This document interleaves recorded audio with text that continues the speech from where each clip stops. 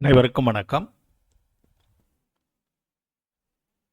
சமயக் தரிசனம் நல்லறம் என்கின்ற யூடியூப் சேனல் மூலமாக நாம் ஆச்சாரிய ஸ்ரீ பூஜ்யபாதர் அருளியிருக்கிற இஷ்டோபதேசம் என்ற நூல்களிலே இருந்து சமண அறத்தினை பயின்று வருகிறோம். சென்ற பதிவிலே இஷ்டோபதேசத்தினுடைய 37, 38வது காதைகளை நாம் பார்த்தோம். அதனுடைய தொடர்ச்சியாகத்தான் இப்பொழுதும் இந்த பதிவிலையும் சென்ற பதிவினுடைய தொடர்ச்சியாக அமைந்திருக்கிறதை தெரிவித்து, இந்த 37வது 38வது காதைகளை நீங்கள் அதில் பார்த்துருக்கும்போது 2 காதைகளுக்கும் இருக்கின்ற அந்த தொடர்பினை தெரிந்து கொள்ளலாம். யதா யதா ததா ததா, எப்படி எப்படி இருக்கிறதோ அப்படி எப்படி மாறுகிறது. அதைத்தான் அந்த 38வது காதையில் மாற்றி சொல்லியிருக்காங்க. மாற்றி என்று சொன்னால் இதே விஷயத்தை இன்னொரு வடிவத்தில் யதா யதா சமாயாதி சம்வித்தௌ தத்துவம் உத்தமம் ததா ததா நாரோ சந்தே விஷயா சுலபாபி. எப்போதெல்லாம் ஆன்ம தூய்மையானது ஒரு முனிவருக்கு அவருடைய செயல்களின் மூலமாக அதிகமாகிக் கொண்டே செல்கிறதோ, உத்தமமாகிறதோ, அப்போதெல்லாம் அவருடைய எளிதில் கிடைக்கக்கூடிய விஷயமாக இருந்தாலும் புலன் இன்பத்திலே ஆசை குறைந்து கொண்டே போகிறது அல்லது இல்லாமல் போகிறது. அதே தான் 38ல் யதா யதா நாரோசந்தே விஷயா சுலபாபி. எளிதாக விஷய சுகங்கள் எல்லாம், புலன் இன்பங்கள் எல்லாம் கிடைத்தாலும் கூட அதிலே நாட்டம் நாரோசந்தே, அதிலே நாட்டம் இல்லாமல் போகும் பொழுது ததா ததா சமாயாதி சம்பித்தோ தத்துவம் உத்தமம், அவருடைய ஆன்மத்தினுடைய தூய்மையானது உத்தமமாகிக் கொண்டே செல்கிறது என்று அதிலே கூறியிருந்ததை நாம் பார்த்தோம். அதில் நம்ம அந்த புலன் இன்பம் குறித்து சமயசார நூலிலே தெரிவிக்கப்பட்டிருக்கின்ற விஷயமாக, புலன் இன்பம் என்பது புலனால் பார் என்றோ அல்லது அதை அனுபவி என்றோ சொல்வது கிடையாது. அதே நேரத்திலே உயிரும் தூய உயிரும் அதிலே நாட்டம் கொள்வது கிடையாது. ஆனால் திரிபு உயிர்கள் இந்த புலன் இன்பத்தால் வினைகளை கட்டிக்கொள்கின்றன என்ற வரைக்கும் நம்ம பார்த்தோம். இப்போ அதனுடைய தொடர்ச்சியாக பார்த்தோம்னா, பிரவச்சனசார நூலில் அந்த புலன் இன்பத்தினுடைய தன்மையை குறித்து நமக்கு குறிப்பிடுகிறார். புலன் இன்பம் எப்படிப்பட்டது என்று. சபரம் பாதா சகிதம் விச்சின்னம் பந்தகாரணம் விசமம் ஜம் இந்தியேகம் லத்தம் தம் சோகம் துக்கமேவதஹா. இந்த புலனால் பெறப்படுகின்ற அந்த சுகமானது எதோடு சேர்ந்து இருக்கிறது, எதனால் இருக்கிறது, எப்படிப்பட்டதாக இருக்கிறது என்று சொன்னால் புறத்தொடர்பு உள்ளதாக இருக்கிறது, வெளி விஷயங்களால் ஏற்படுவதாக இருக்கிறது. அது உள் விஷயத்தால் வருவதில்லை. புலன் என்னன்னா, புலன்றது வெளியே இருக்கிறது தெரிஞ்சுக்கிறது தான் புலன். அதே போல் இடையூறு உள்ளது, அது விட்டு போகும் திரும்பி வரும், அந்த மாதிரி இடையூறு உள்ளது. அது விடுபாடும் அது போல தான். வினைக்கட்டும் உள்ளது, அதனால் வினைக்கட்டும் இருக்கிறது. ஏற்றத்தாழ்வும் இருக்கிறது, குறைவோ அதிகமாகவும் இருக்கிறது. இன்பம் என்றாலும் குறைவான இன்பம், அதிகமான இன்பம், அப்படியும் துன்பம் என்றாலும் குறைவானது அதிகமானது என்ற ஏற்றத்தாழ்வுடையதாகவும் இருக்கிறது என்று நமக்கு இதிலே குறிப்பிடுகிறார் ஆச்சாரிய ஸ்ரீ குந்தகுந்தர். இதை விளக்கும் பொழுது, புறத்தொடர்பு என்று சொன்னால் 5 பொறிகளால் பெறப்படும் புலன் இன்பம் புறப்பொருள்களால் ஏற்படுகிறது. அதனால் அவற்றை சார வேண்டிய அடிமைத்தனம் உள்ளது. அதனால் என்ன செய்கிறோம், ஏதாவது ஒரு இன்பத்தை அனுபவிக்க வேண்டும், சுவைக்காக அனுபவிக்கணும், அல்லது தொடு உணர்வு நல்ல சுகமான பெட்டில் நல்லா படுத்து தூங்கணும்னா அதுக்கு ஒரு பெட்டு தேவைப்படுது, புறப்பொருள். அதுக்கு ஒரு அடிமைத்தனம் நமக்கு வந்துடுது. அந்த புலனால் அடிமைத்தனமானது ஏற்பட்டு விடுகிறது. அதே போல் இசையை கேட்பது, இசையை கேட்டினா இவருடைய இந்த இசையமைப்பாளருடைய இசை தான் எனக்கு ரொம்ப பிடிக்குங்க, அது அவருடைய பாடல்களில் தான் நான் அதிகமாக கேட்பேன்ட்டு அதை சார்ந்து இருக்க வேண்டிய அந்த நிலைமையானது ஏற்பட்டு விடுகிறது. வாசனையிலையும் அதே போல தான், இது எனக்கு பிடிச்ச வாசனை, இதெல்லாம் எனக்கு பிடிக்காத மாதிரி ஒரு நாற்றம் என்று நாம் சொல்லக்கூடியது. அதே போல் அந்த 5 புலன்களாலும் ஒளி பார்ப்பதில் கூட காட்சியிலே இதையெல்லாம் பார்ப்பதிலே எனக்கு இன்பம், இதையெல்லாம் பார்ப்பது எனக்கு பிடிக்காது. அந்த மாதிரி புறப்பொருள்களை, வெளிப்பொருள்களை சார்ந்து இருக்கிறது. அதனால் அவற்றுக்கு அடிமையாக ஆகிவிடுகிறோம். எது நமக்கு பிடிச்சிருக்கோ அதுதான் நம்ம விரும்புகிறோம், பிடிக்காததை வெறுத்து விடுகிறோம். அந்த அடிமைத்தனமானது உண்டாகிறது. இடையூறு உள்ளதாக இருக்கிறது. ரெண்டாவது, புலன் நுகர்வு பொருள்கள் கிடைப்பதில் தடைகள் உள்ளன. அதனால் புலன் வேட்கை ஏற்படுகிறது. அவை கிடைக்காத போது கவலையும் ஏக்கமும் உண்டாகின்றன. இது நம்ம அனுபவத்தில் புரிந்து கொள்கின்ற விஷயந்தான். நமக்கு ஒரு பொருள் மீது ஆசையும் அதிகமாக இருக்கிறது, அதை நமக்கு இன்பம் தருகிறதாக நம்ம உணர்ந்திருக்கிறோம். அந்த பொருள் நமக்கு கிடைக்கவில்லை என்று சொன்னால் அப்போ துன்பம் ஏற்படுகிறது. வீட்டில் படுத்து தூங்கினா நம்மளுடைய படுக்கையில் படுத்து தூங்கும்போது அந்த சுகமாக இருக்கிறது. ஒரு சந்தர்ப்பத்தில் எங்கேயாவது வெளியே போயிட்டோம், படுக்கிறதுக்கு சரியான இடம் இல்லை, படுக்கையும் சரியானதாக இல்லைன்னா அந்த நேரத்தில் அந்த இன்பம் நமக்கு கிடைக்காது. இடையூறானது ஏற்படுகிறது. எல்லா புலன்களுக்கும் இதை நம்ம பொருத்தி பார்க்கலாம். நம்ம விளக்கமாக சொல்ல வேண்டியதில்லை, அனைவரும் அறிந்த ஒரு விஷயமாக தான். சுவையும் அதுபோலத்தான், காதில் கேட்கக்கூடிய அந்த இசையோ அல்லது ஒரு ஒலியோ அப்படிப்பட்டதாகத்தான் இருக்கிறது. மூக்கிலே நுகர்கின்ற விஷயமும் அவ்வாறு தான் இருக்கிறது. பார்க்கின்ற காட்சிகளும் அவ்வாறு தான் இருக்கின்றன. நமக்கு எது பிடிச்சிருக்குதோ அது கிடைக்காத போது வேட்கை ஏற்படுகிறது. அதுக்கு அது கிடைக்க வேண்டுமே என்ற அந்த தாகமானது வேட்கையானது ஏற்படுகிறது. அது கிடைக்காத போது கவலையும் ஏக்கமும் உண்டாகின்றன.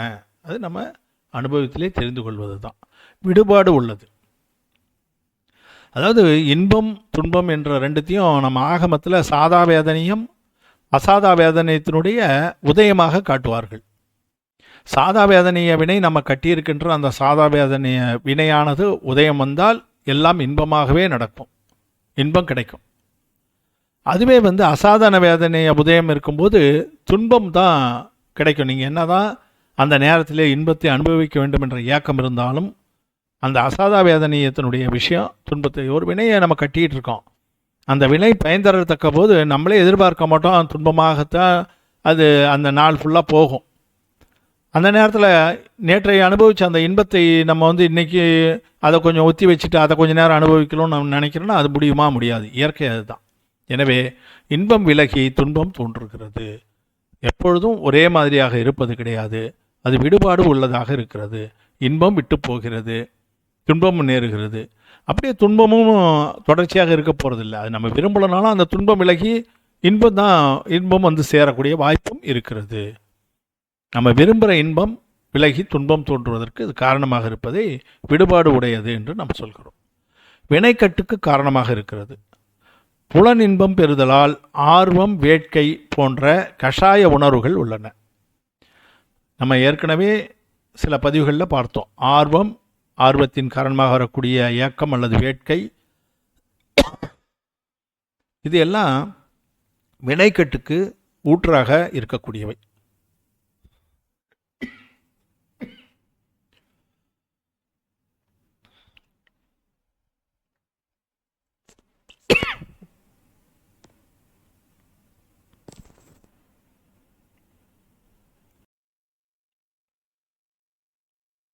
அதனால் இந்த புலனாசையினால் நாம் அனுபவிக்கின்ற விஷயங்களால், அந்த நாள் ஏற்படுகின்ற அந்த கஷாயங்களால் வினைக்கட்டுக்கு வாய்ப்பு ஏற்படுகிறது. அது உயிருடன் தொடர்பு கொள்கிறது.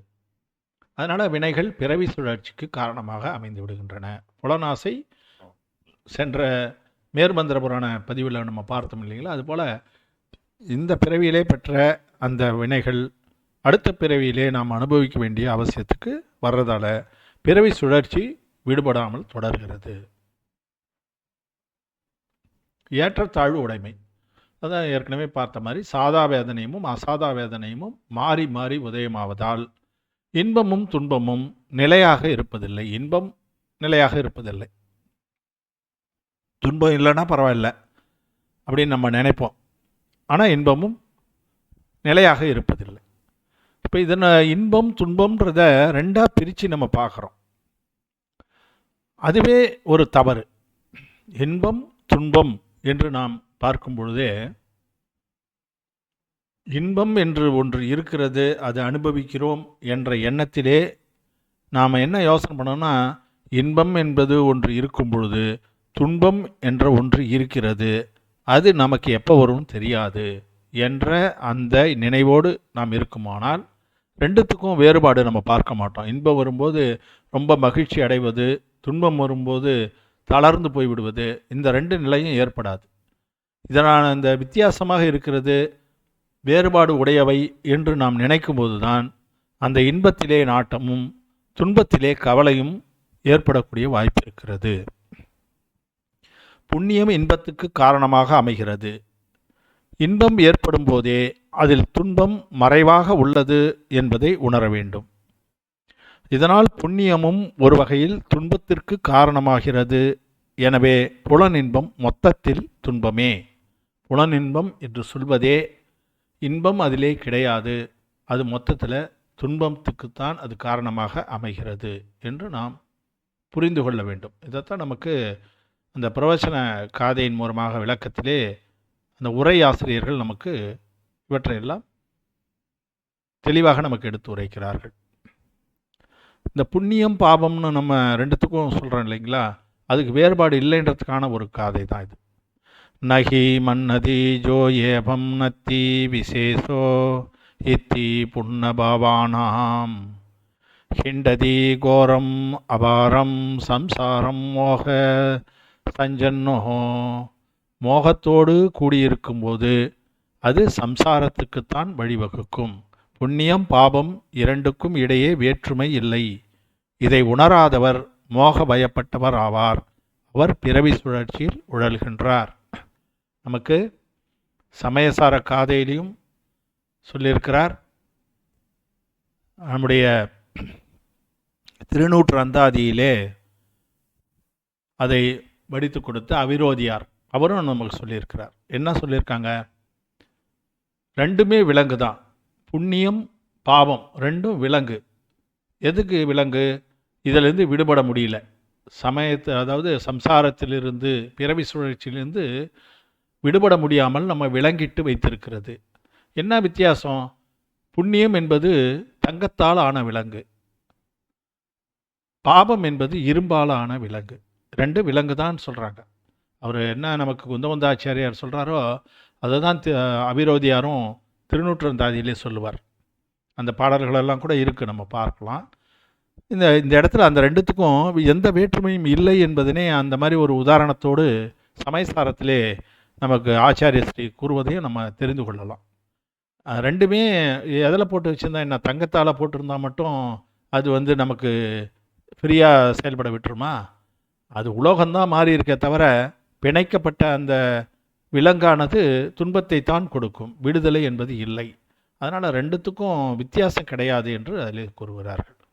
இப்போ இதைத்தான் நம்ம இந்த இடத்துல புரிஞ்சுக்க வேண்டியிருக்கு. அந்த உபயோகம் என்று சொல்லக்கூடியது, உயிரினுடைய அந்த உபயோகமானது வழிபாடு, தானம், அருள் உள்ள திரிபு உணர்வு சுப உபயோகம் ஆகும்.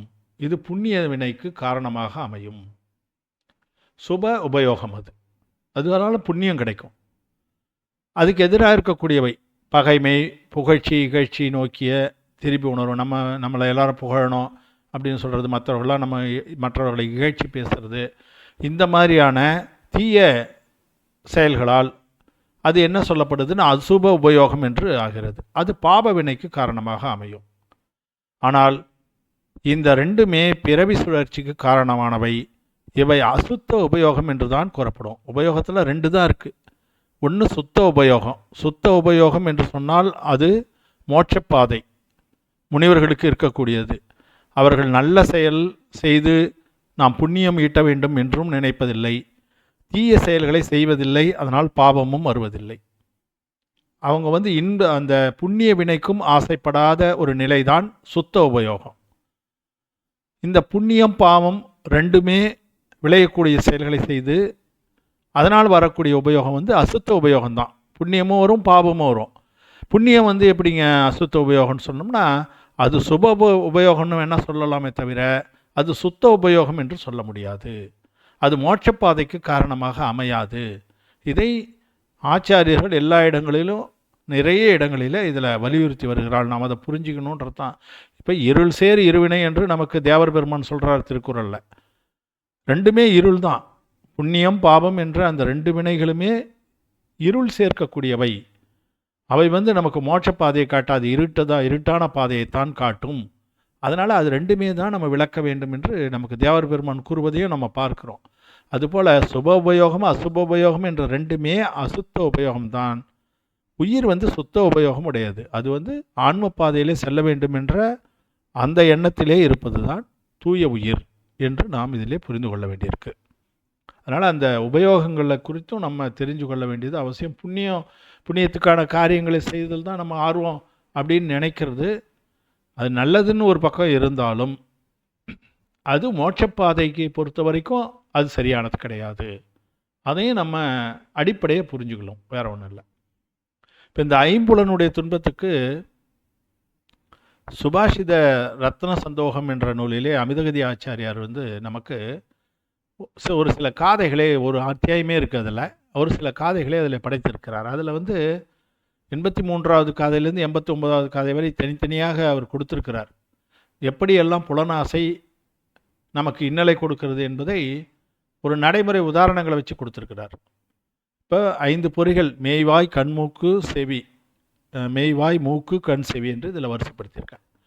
அதில் பார்த்தீங்கன்னா உடல் பொறி, அந்த மெய்யினால் வரக்கூடிய துன்பம் யாருக்குன்னா, உதாரணம் சொல்கிறார். ஆண் யானை என்ன செய்வாங்க, ஒரு குழியெல்லாம் நல்லா வெட்டி வச்சுட்டு அதன் மீது ஓலை போட்டு மறைச்சி வச்சுட்டு ஒரு பெண் யானையை கொண்டு அதுக்கு முன்னாடி நிறுத்துவாங்க, பழக்கப்பட்ட பெண் யானையை.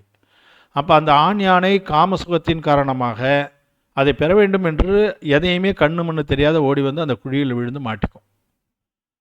இப்போ இது மெய் சுகம், அந்த மெய் நோயில் ஏற்படக்கூடிய அந்த புலன் சுகத்துக்காக அந்த ஆண் யானை காம வயப்பட்டு பிடிபட்டு விடுகிறது.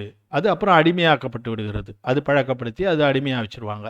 அந்த காலத்தில் இருக்கின்ற அந்த உதாரணங்களை வச்சு சொல்கிறாங்க. இப்போ இதெல்லாம் வச்சு இதில் நம்ம ஜேசிபி வச்சு எல்லா வேலையும் செஞ்சிடறாங்க. அப்போ எல்லாம் அந்த ஆண் யானையை பழக்கப்படுத்தி அதன் மூலமாக காரியங்களை கடினமான காரியங்களை எல்லாம் செய்து வந்திருக்கிறார்கள். அப்போ அதுக்கு ஒரு உதாரணமாகத்தான் இதை காட்டுறாங்க. அதே போல் வாய் சுவைப்புலன், அது என்ன மீன் தூண்டிலில் மாட்டிக்கொள்வது. காரணம் என்ன, அது அந்த சுவைக்காக அந்த தூண்டிலில் மாட்டப்பட்டிருக்குன்னா அந்த புழுவை சுவைக்க வேண்டும் என்ற இதற்காக அதில் மாட்டிக்கிச்சு. அப்போ என்ன ஆகுது, தன்னுடைய உயிரை இழந்து விடுகிறது. அதே போல் தான் வாசனை, மூக்கு. வண்டு அந்த வாசனைக்காக தாமரை மலர் மீது அந்த மகரந்தத்தை சேகரிக்கிறதுக்காக வாசனை இருக்கின்ற மலர்களாக பார்த்து தான் செல்லும். அப்போ தாமரை மலரில் அது சேகரிக்கும் போது அந்த தாமரை மூடிக்கொள்கிறது சில சமயத்தில் அந்தி நேரத்தில். அப்போ அதுக்குள்ளாரே சிக்கி மயக்கம் அடைந்து கிடக்கும். அது இறந்தும் போகலாம். அடுத்த நாள் அது விரிந்தவுடன் அது தப்பித்தும் வரலாம். அதுக்கு அந்த மாதிரி வாசனையால் ஒரு உதாரணம் சொல்கிறார். கண் என்பது விட்டில் பூச்சி தீப்பிழம்பை பழமென்று நினைத்து கொண்டு தோப்பில் தீப்பற்றி எரியுதுன்னா அங்கே நிறைய பழம் இருக்குது போல் இருக்குன்று நினைச்சு அந்த காட்சியினுடைய காரணமாக அதிலே சென்று அந்த நெருப்பில் விழுந்து உயிரை விட்டு விடுகிறது.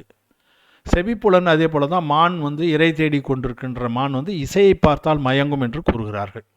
அதனால் இனிமையான இசையை வைத்து வேடர்கள் அதை இசைத்து புல்லாங்குழலோ மற்றதோ ஏதோ இசைத்து அதை மடக்குகிறார்கள் என்று நமக்கு உதாரணம் காட்டுகிறார்கள். அதனால் அந்த இசையில் மயங்கி அது மெய்மறந்து நிற்கும் பொழுது அதை அந்த வேடன் பிடித்து விடுகிறான். அதனால் மயங்கி வேடன் வசம் சிக்குகிறது. அப்புறம் அது உயிரை இழக்கிறது.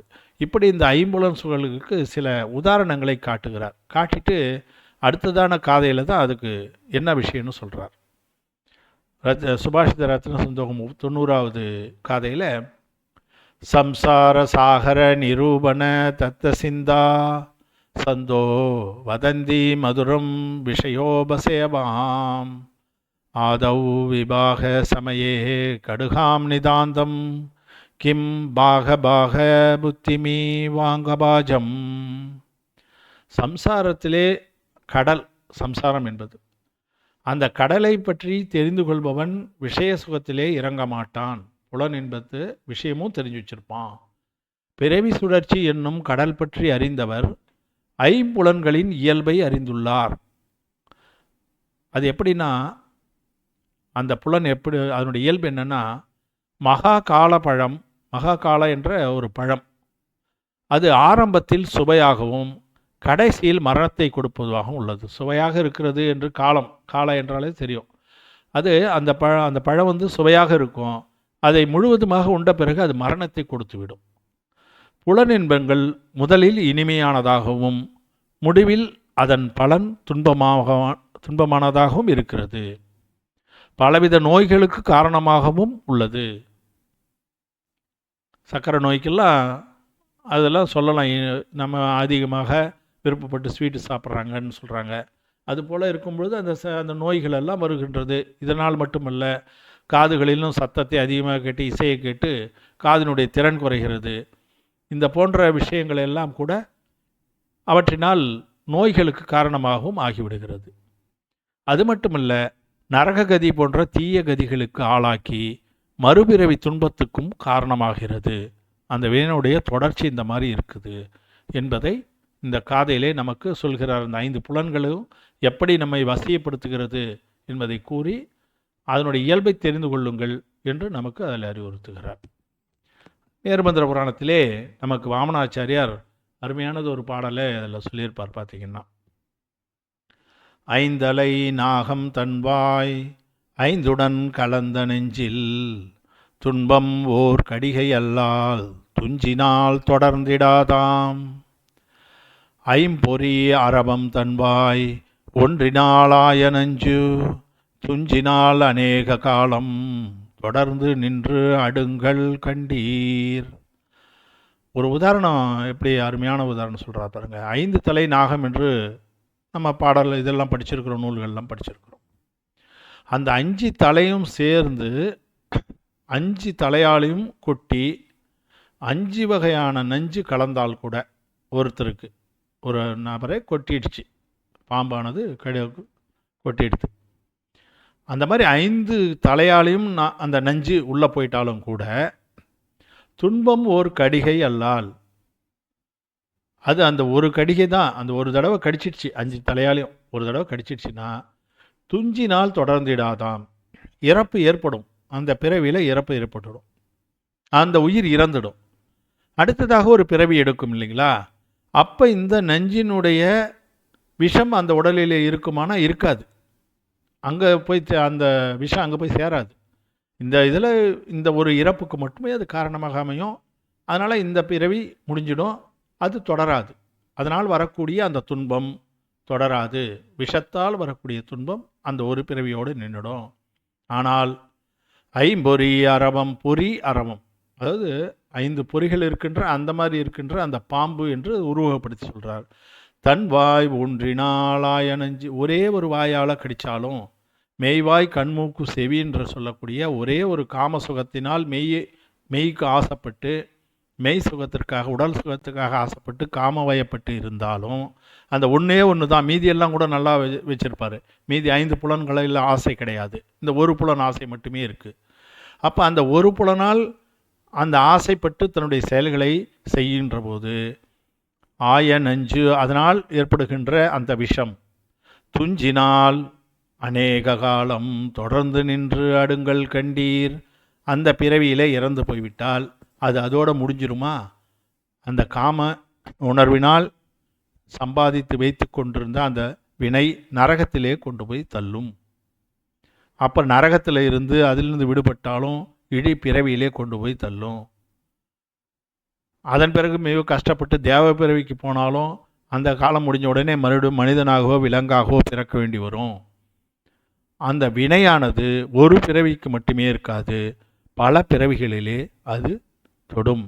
பாம்புக்கடியை விட புலனின்பமானது உயிருக்கு அவ்வளவு துயரத்தை கொடுக்கக்கூடியது என்பதை புரிந்து கொள்ள வேண்டும். அதற்கு தான் இந்த காதையினை நமக்கு வாமனாச்சாரியார் கொடுத்திருக்கிறார். இப்போ இதனால் நமக்கு புலனின்பங்களை குறித்து, அதாவது புலன் இன்பம் என்று சொல்வதில்லை, புலன்களுடைய துன்பங்களை குறித்து நமக்கு நூல்களிலே பல காதைகள் இருக்கின்றன. நம்ம கொஞ்சம்தான் பார்த்தோம். அதன்படி பார்த்தோம்னா இந்த இதில் இந்த 37-38 காதைகளை நாம் புரிந்து கொள்ளலாம். யதா யதா சமாயாதி சம்வித்தௌ தத்துவம் உத்தமம் ததா ததா நாரோசந்தே விஷயா சுலபாபி. யதா யதா நாரோசந்தே விஷயா சுலபாபிஹி ததா ததா சமாயாதி சம்மித்தௌ தத்துவம் உத்தமம். எனவே இந்த 37, 38வது காதைகளிலே புலன் அதனுடைய இழிவு குறித்து அதனுடைய விளைவு குறித்து நமக்கு ஆச்சாரியார் தெரிவித்திருக்கிறதை நம்ம பார்த்துருக்கிறோம். இவ்வாறு நாம் தொடர்ந்து அடுத்ததாக அவர் கூறக்கூடிய விஷயங்களை கூட அடுத்து இருந்த பதிவுகளை தொடர்ச்சியாக காணலாம். 51 காதைகள் உள்ள இந்த நூலுன்னு நம்ம 38 காதைகள் பார்த்துருக்கிறோம். எல்லாமே ஆன்ம நோக்கிலே நமக்கு பலன் தருபவையாக அமைந்திருக்கின்றன. பெரும்பாலும் முனிவர்களுக்கான ஒழுக்கமாக இது கூறப்பட்டாலும் அதை நாம் அறிந்து கொள்வது இல்லறத்திலே இருப்பவர்கள் இதிலே ஒரு குறிப்பிட்ட அளவினை தியாகம் செய்து நல்வழியிலே நடப்பதற்கான நிமித்தமாக இது அமையும் என்பதை புரிந்து கொள்கிறோம். எனவே இந்த நல்லறம் என்ற இந்த சேனலை தொடர்ந்து நீங்கள் பார்த்து ஆதரவு தெரிவித்து வருகிறீர்கள். தொடர்ந்து அந்த ஆதரவை அளிக்குமாறும் நல்லறம் சேனலை சப்ஸ்கிரைப் செய்து பார்த்து வருமாறும் கேட்டுக்கொள்கிறேன். கமெண்ட் பாக்ஸில் உங்களுடைய கருத்துக்களை பதியுங்கள். பதிவு உங்களுக்கு பிடித்திருக்குமானால் லைக் என்கின்ற அந்த பொத்தானை அழித்து ஆதரவு தாருங்கள் என்று கூறி வாய்ப்புக்கு நன்றி கூறி முடித்துக் கொள்கிறேன். அனைவருக்கும் நன்றி. ஜெய் ஜினேந்திரா.